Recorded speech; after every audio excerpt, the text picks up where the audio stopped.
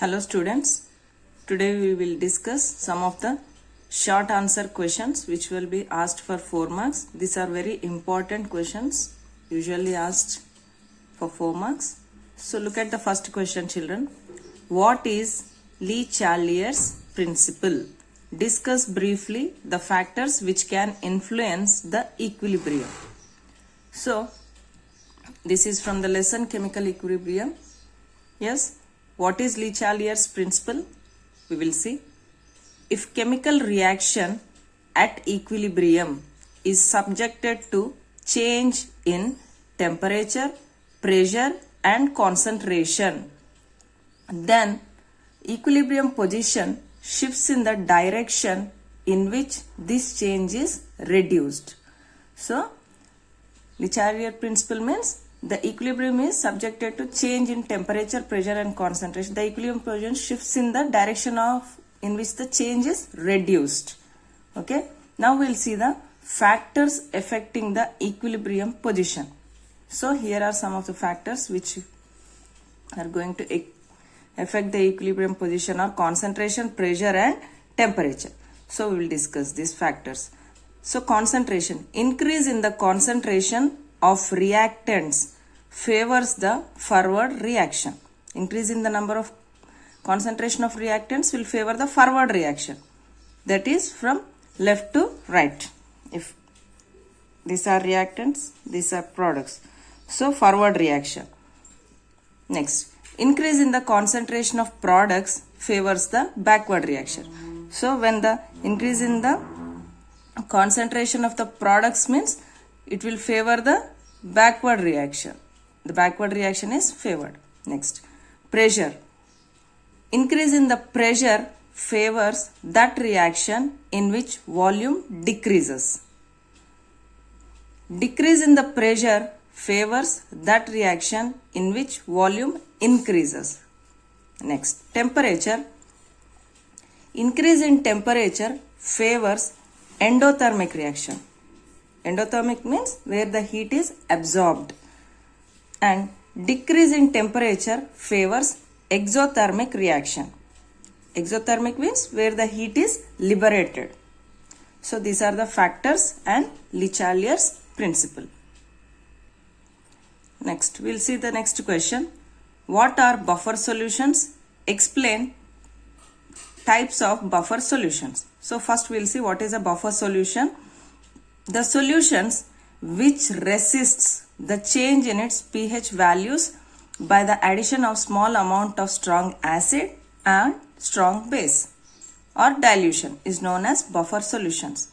Even though if we are adding strong acid or strong base, it doesn't change in its pH value means that is called as buffer solution. Types of buffer solutions. So first one is acidic buffer. It is prepared by the mixture of weak acid and its salt of strong base is known as acidic buffer. So what is weak acid? We'll see. Here this is the acetic acid. Acetic acid is the weak acid. Its salt is salt of a strong base. Here salt of a strong base means here this is sodium acetate. Here strong base is NaOH. NaOH is the strong base. So salt of the strong base.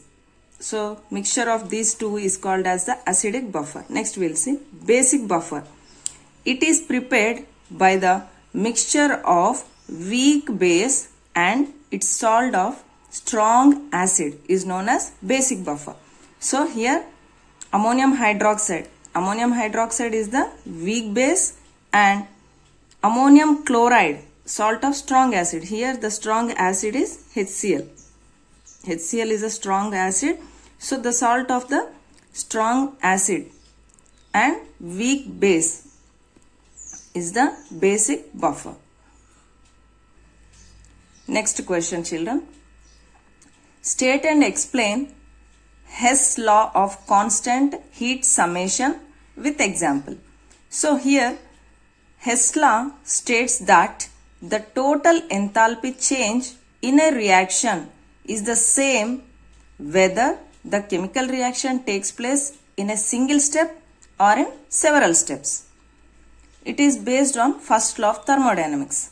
So the enthalpy change will be same whether it is in a single step or in many steps. So let us consider D is formed from A in two different paths. So from A, for example, this is a reactant and here is a product D.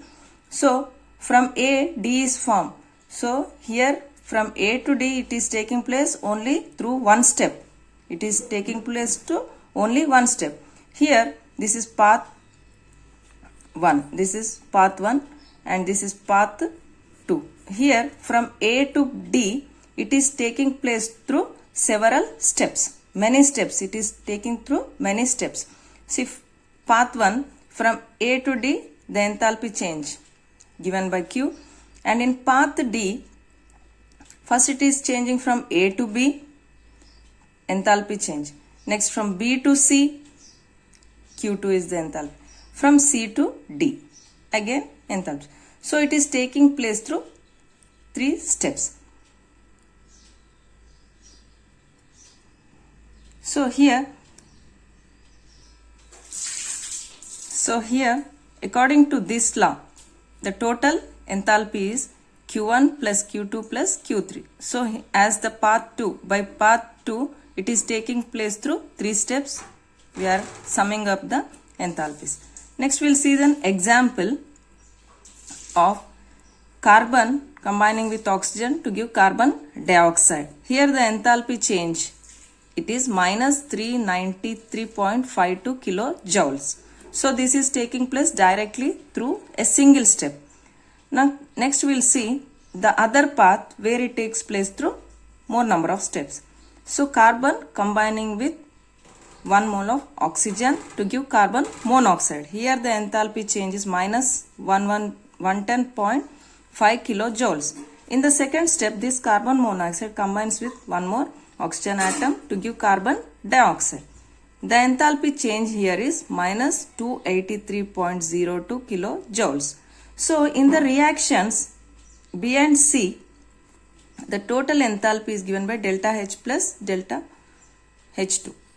So here total enthalpy is combining of these two enthalpies as it gives the same value as that takes place in a single step. So here this is a single step. Here it is taking place in 2 steps. So when we are summing up the change in enthalpy, we are getting the same value. So which is equal to change in enthalpy of the reaction. So this is an example for Hess law. Next question. Write the postulates of kinetic molecular theory of gases. So here are some of the postulates. So first one, gases contain large number of tiny particles called molecules. And these molecules move randomly in all directions, colliding with each other and with the walls of the container, then direction change. The volume of the molecule is negligible when compared to the volume of the gas. Molecules are electrically neutral. There are no attractive or repulsive forces between them. The pressure of the gas is due to collision of gas molecules on the walls of the container. The molecular collisions are perfectly elastic. Next, molecular collisions are unaffected by gravity. The average kinetic energy of a gas molecules is directly proportional to absolute temperature. Here the average kinetic energy is directly proportional to absolute temperature. Next question. What is hydrogen bond? Explain the types of hydrogen bonds with examples. So we'll see what is an hydrogen bond.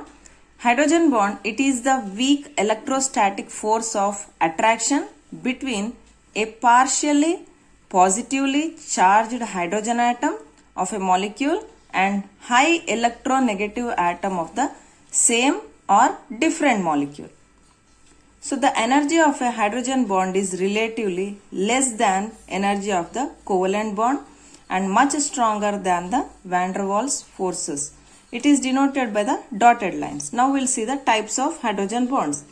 Hydrogen bonding is of 2 types. molecular hydrogen bonding between two different. So here hydrogen bond formed between two different polar molecules of the same substance or of different substances is known as intermolecular hydrogen bond. Example, HF, hydrogen fluoride, water molecule and ammonia, etc. So here water molecule, it forms the hydrogen bond, intermolecular hydrogen bond with the other water molecule. Hydrogen with electronegative atom. Next is intramolecular hydrogen bond. A hydrogen bond formed between hydrogen atom of a molecule and highly electronegative atom of the same molecule is known as intramolecular hydrogen bond. So within the same molecule, hydrogen bonding is taking place in intramolecular hydrogen bond. So here is orthonitrophenol. So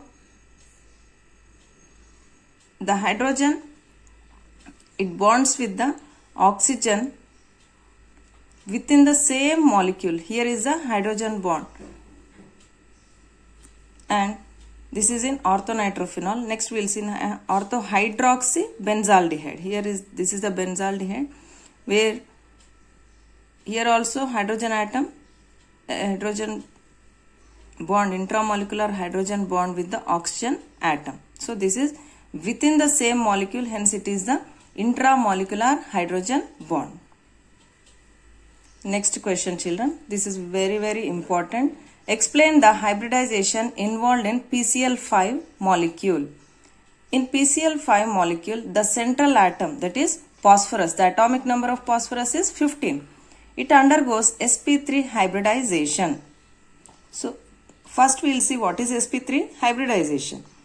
Here in sp3 hybridization, one s orbital, 3 p orbitals and 1 d orbital intermix to form 5 new equivalent orbitals called sp3d hybrid orbitals, and the phenomena is called sp3d hybridization. Now we will see the structure of PCl5.